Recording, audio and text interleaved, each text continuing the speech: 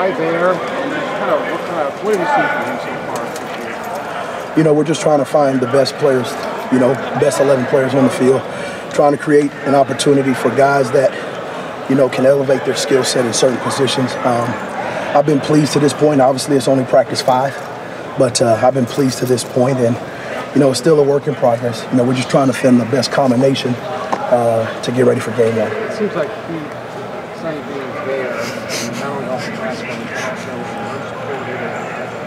is that kind of part of the idea?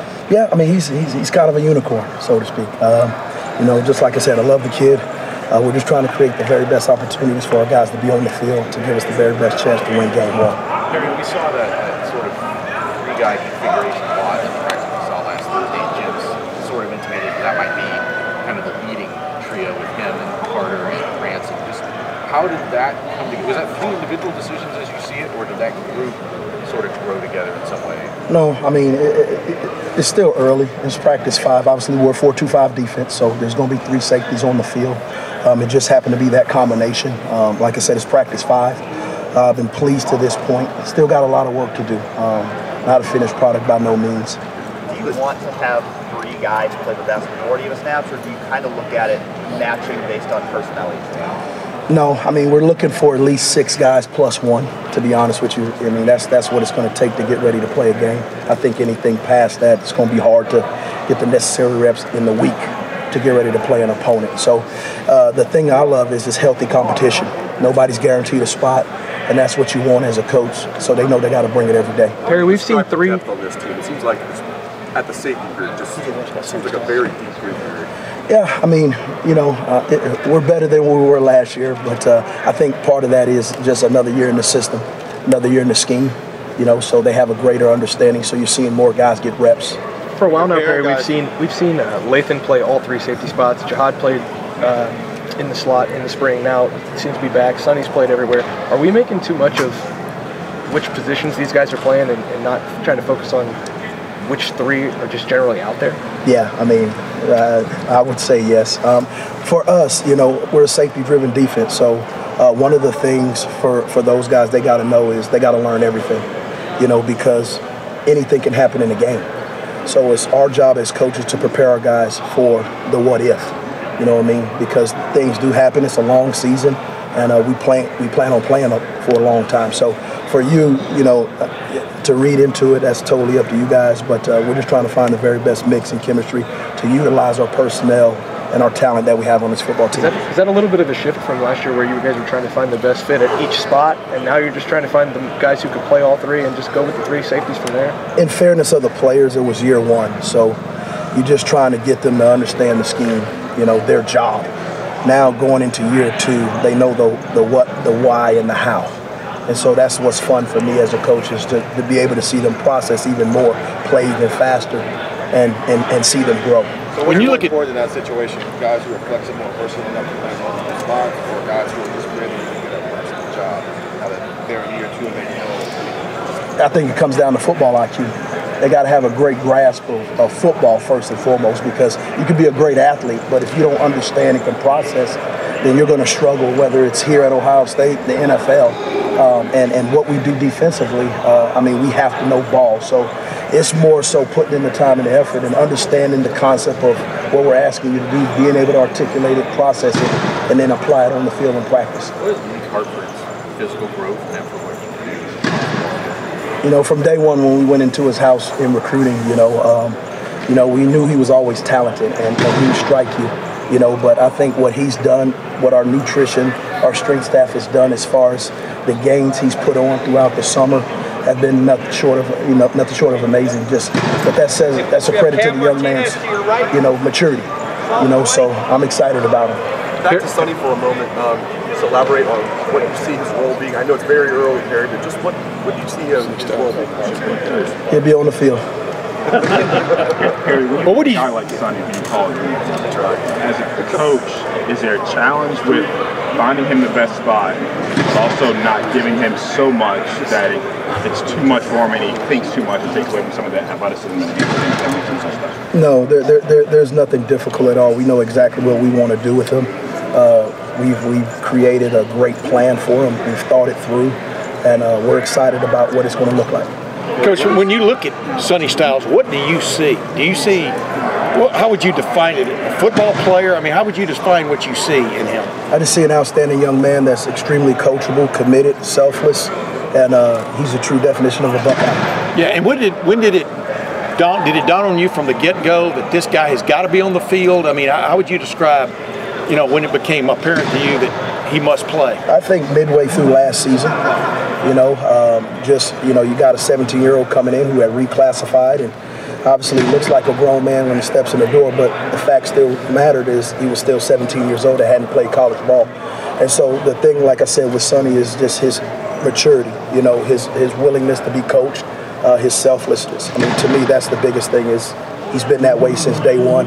He's not an entitled guy, and I'm excited to see what he does this year. What does it give you guys? Ja was playing nickel in the spring. Why did you guys change that? Like I said, we're just trying to find the very best combination. The thing about Jihad, he got hurt midway through spring. So you didn't get a real true evaluation. And yeah, albeit in the summertime, we're working with him on the field as far as OTAs, but it's different when you put on the pads and you're flying around. So right now it's still fluid. I'm excited about, where he's at to this point, but it's still a learning curve because he missed half a spring. So, we're just taking it one day at a time. What does it give you to get to that point with that top group of safety since being hurt this spring? I wouldn't say it's a top group. I would just say, right now is day by day. Everybody's got to fight for their position every day. No position is etched in stone. They know that. So the healthy competition is great because guys got to bring it every day. And they got to bring it in every area, on the field, in the meeting, in walkthroughs. So that's what you want. That's what camp's about. And at the end of the day, wherever we started right now doesn't mean we're going to end there come when we play Indiana. How do you see him respond to that increase? I thought he did great. Jihad's an older guy. He's not a freshman, so he attacked the rehab. He attacked what he needed to do to get back on the field. So I was been pleased with that. What about his game could fit in adjustment, which has some special? All of our guys have a unique skill set. So he's a guy that's flexible as well. It's not you got to be here, you got to be there. It's just a matter of what's going to give us the best opportunity against certain personnels, against certain teams, for us to have the very best success as a defense and as a team. What is it? 6 + 1. How close are you to that 6? Not even. What does it give you when you have somebody like Sonny's 230? Last year you started a guy nickel who was 190. So just different physical bodies and all that. What does it give you when if you were to go with like one of bigger safeties playing that nickel spot, somebody like Sonny? I think part of the discussion as far as the safeties in general is we've been around each other for over a year now. So there's a familiarity of exactly how a young man thinks, how he truly fits in the system. It's our job, my job as a coach, to identify that and give us our best chance to win and be successful and give the individual young man in that position, whether it be nickel, adjuster, or bandit, the very best opportunity to play at the highest level as far as execution. Is it beneficial to have somebody who's at a big size at a nickel? Yeah, I don't know if there's like a specific body type you typically look for in that spot. Not necessarily. I think the uniqueness of Sonny is just, his football IQ. His ability to truly process and articulate, his ability to be coached, and understand the pieces around him at such a young age. I think that's where, the uniqueness is, because you don't get that all the time. Harry, it looked like when we were watching practice the other day, Jair Brown and Ryan Turner were working in a little bit in some of that nickel stuff. Do you think of them as safeties right now? Are those corners who might play in the nickel in certain situations, or how should we be thinking about them? I think you said it best, situational football. Okay. We're trying to create opportunities to maximize our personnel. And the cool thing is, like I said, we're going into year 2, so there's a more familiarity with our guys, whether it be at the corner position, at the safety position, where we can mix and match. And so right now we're just working through that, and there's nothing etched in stone. Just to continually improve each and every day. He's played a lot of football, and now you can see a difference in his pace. You can see a difference in the speed that he's playing at, and it's exciting. And the cool thing is, he's really taken a leadership role. He had a phenomenal summer.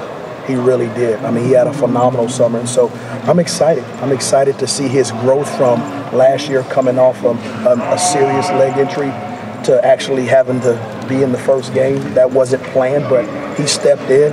He didn't make excuses, which we don't, and he just kept getting better and better. So right now I'm excited to continually see his growth. He's been in a room that's kind of fluctuated his entire career. It's Jet, Carey, and Matt. To finally have like a solid foundation to kind of build with, 2 years in the same system and being able to understand it. Have you seen him taking some steps just forward in his development? Absolutely. Trust and love. Trust and love. There's an unwavering trust and love in the room. He's totally bought in. He understands his assignment. He understands what he's got to do on and off the field. He's been a pro about it each and every day, so I'm looking for him to continue to make great strides. Is Martinez a guy that you kind of do similarly to Jair and Ryan and being able to kind of play some cornerback at that safety spot? Yes, he's got a unique skill set. You know, like I said, it's our job to identify the guys that's going to help us win. Each and every one of them are unique in their own individual ways. So, you know, he's part of that matrix. You said in the spring that, you know, you wanted Sonny's role to be more streamlined. Has that kind of thinking changed here now that you're in the camp? Absolutely not. No, it's still the mindset, you know. It's unfair to a young man. He's got to master his craft. So it's our jobs to put him in a position so he can do that, so he can have the best success, you know, on Saturdays and help his teammates win. Can the league be part of that 6+1 that you were talking about? Say that again? Can the league be part of that 6+1 that you were talking about? You know, he's part of the matrix. He's having a really good camp to this point.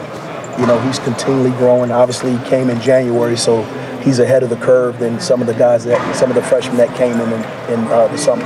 But, you know, right now he's having a good camp to this point. The pick six that you had in practice the other day, was there something you saw in that in the film that stands out for his age? No, I mean, him and Sonny are similar. You know, he can process the game. You know, he sees the game differently. He's extremely smart. He's got a high football IQ. And so it doesn't surprise me because he did the same thing when he was in high school. You know, so I'm looking for him to continue to grow. Even as he started last year, he was playing special teams. Are you guys, are those conversations still ongoing? He's such a weapon on special teams. I don't want something to happen to him. So what's that conversation like the part of the defensive staff about basically being a weapon on special teams, but also not risking too much? Here at Ohio State, our best players play on special teams, period. Perry.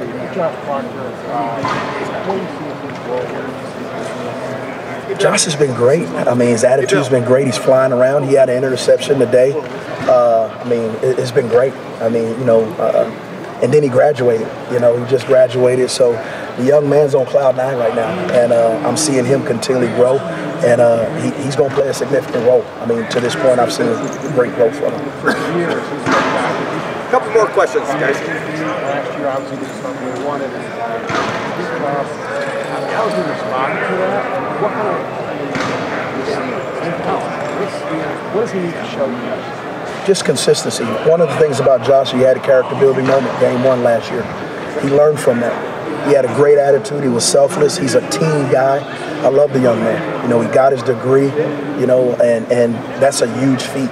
And so now he can get to play the game he loves and help his teammates win and do it at a high level. So I'm excited to see him continually grow. But the biggest thing is just consistency, and he knows that. Barry, how much are bandit and nickel like mirrored positions in their responsibilities, just like one is to the boundary and one is to the field? Are they otherwise kind of similar in the job description? To a certain degree. You know, there's some little nuances here and there that, you know, make their job descriptions a little different, but to a certain degree, yes, there's some carryover and overlay. I think part of the discussion with Sonny is people hear nickel, and I think of it more as like the old term, old school, like you put the nickel on the field in a purely coverage situation. Right. That's not necessarily the case with the position as you all use it, right? Right. Well, you know, I'm from the old adage, players over scheme.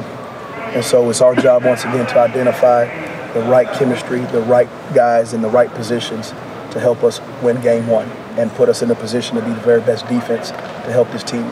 So, Perry, when you... a lot about Kai Stokes like last spring. Where is he right now?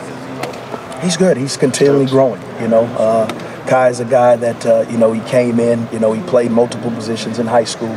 So there was a learning curve, you know, but I've seen great strides from Kai. You know, he's continually growing.